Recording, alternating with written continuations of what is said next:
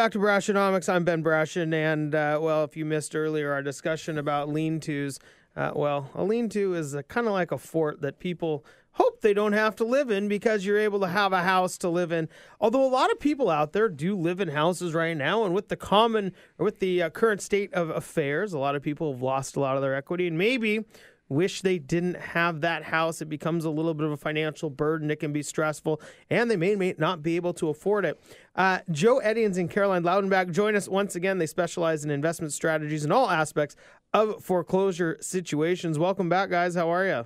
Great. Thanks for having us back. My pleasure. So there's a lot of new factors going on with the Federal Trade Commission that's supposedly helping homeowners or maybe hurting. Tell us a little bit about it.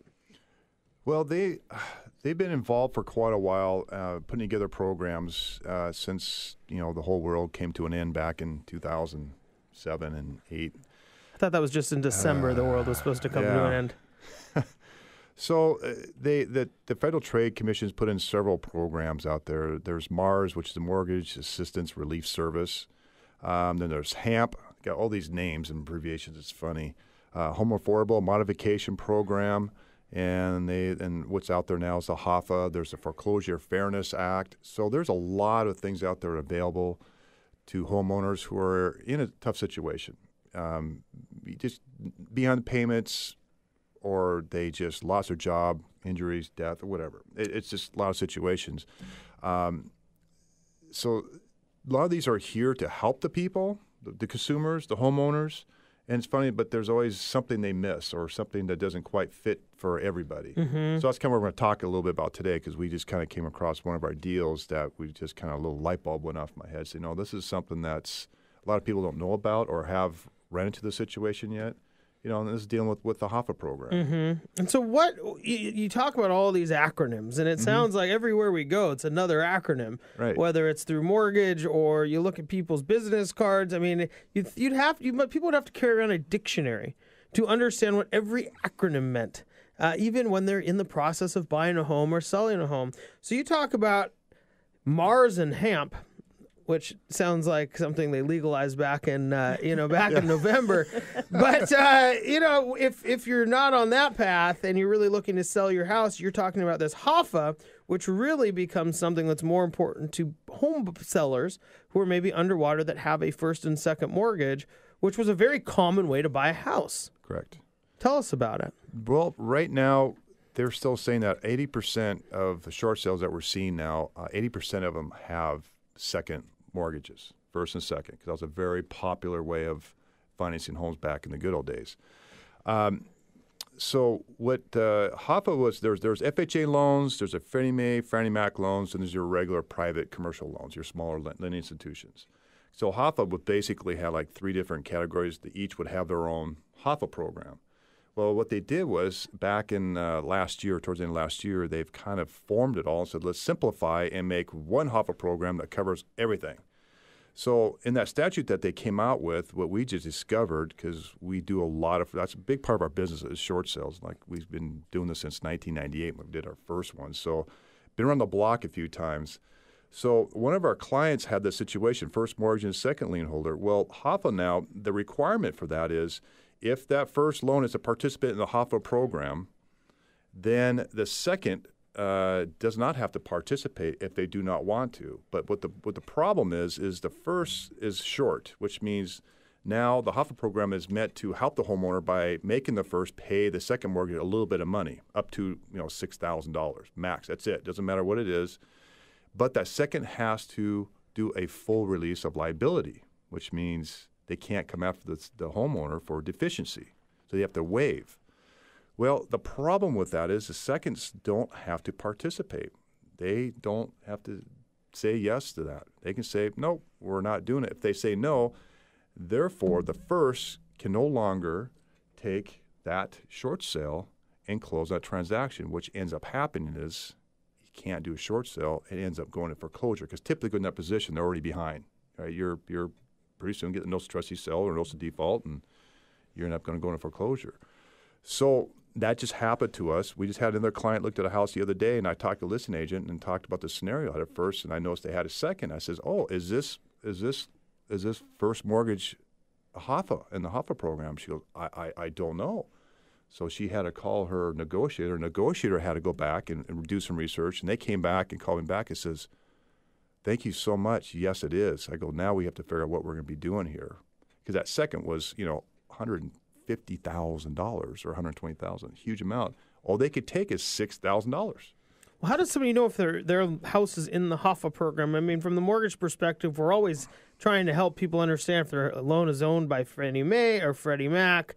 How does somebody come to the conclusion if their loan would or would not be participatory in this HAFA program? Well, that's typically, I don't give that information anymore to clients. I usually go to our person that we hire to negotiate our short sales. And then usually it's a legal firm.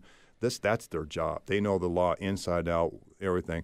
So I remove myself from that, answering that question. I know how to find out myself. But how would anybody find out? I mean, do they just do they have to call an attorney? No, do they have to call a real estate agent? How can somebody find out? Because if somebody's going to try to do a short sale and their second lien holder isn't going to participate, couldn't they be going through the entire pain in the butt that it is to get set up for a short sale only to have it not close? Right. It would make a lot of sense for somebody to know up front. So that's what I'm trying to ask is, how does somebody know? When somebody is in that situation, they want to ask for help, I send them to our negotiator, which is a law firm, and they analyze their situation. They could tell them if it is or not.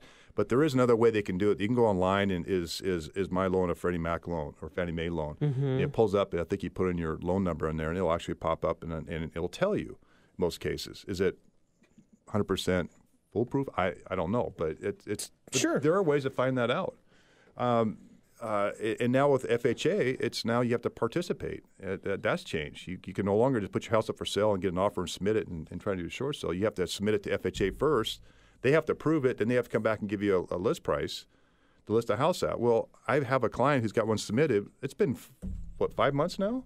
Easy. I haven't heard back yet. So things have kind of changed. So I just want people to be aware of with homes with first and second mortgages. It's that if it's in a HAFA program, it's really a situation that normally, before we knew about this, the seller is willing to continue making payments on the second after it closed, which means the second was going to release the deed, the lien of the house, so it could get clear title so it could close. But yet the seller was still going to continue making payments to the bank so he wouldn't lose his house to foreclosure. In other words, they did an unsecured note, a promissory note. Great. Normally, the lien's released, the house closes. But now, under this new program, they can't do that. The second has to give a full release. So now this guy is probably going to lose his house to foreclosure. But this program was set up to help the consumers, to protect them, right? Now, again, we're here with Joe Eddings and Caroline Loudenback. Hasn't this been different across different states, though? I mean, there's different recourse laws across different states. So isn't the participation of a second mortgage, hasn't that been different across different states for a while now? I don't think so. Again, this is all set up by the Federal Trade Commission. Basically, this is national. This is across the United States. As far as seconds go, I'm not familiar with that. I'm more familiar with what's going on right here in the state of Washington. But I think that's something that I was shocked when we stumbled across this. There's nothing out there in the news telling us this is what the case is. So homeowners, just if you do this, you really need to get that proper counseling and get before you jump in the bandwagon, so you really know where you are. That's the most important thing. I give people advice. Well, and as you said, it seems like it's another acronym that comes out, so it gets buried in the list of other acronyms. It does. I mean, I actually still these days have to go up. Okay, what does MARS stand for again? I have to look it up and It's a Google planet, buddy. It's a planet. Well, it's funny. You Google it, first thing comes up, and you go, no, wrong Mars. Hemp is how you get to another planet. Yeah. Joe, Carolyn, thanks so much for joining us. We do have to go to break, but certainly good information on some of the programs that are out there when it comes to short sales and not short selling. And is there any other advice you have for people who are maybe thinking about, making that transition or selling their home if it's not the place they want to be any longer? If it's a short sale situation, yeah, just you really need to find the people out there who know what they're doing. That's what my biggest pet peeve is finding people who are out there trying to do these who really, I shouldn't say don't know what they're doing, but just not fully informed and getting the right consultation. What should that consultation include? We just have about a minute left. I mean, is there a surefire way to ask a direct question to an agent to know if they know what they're doing?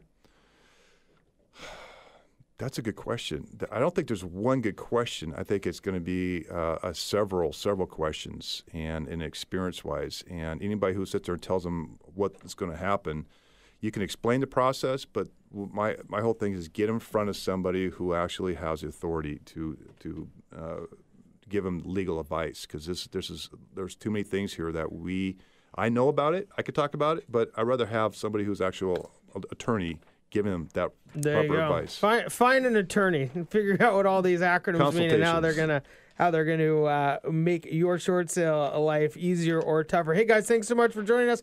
We do have to go to break now. A lot of people might be trying to figure out how to add value to their home. Then maybe it wouldn't be a short sale at all. And guess what?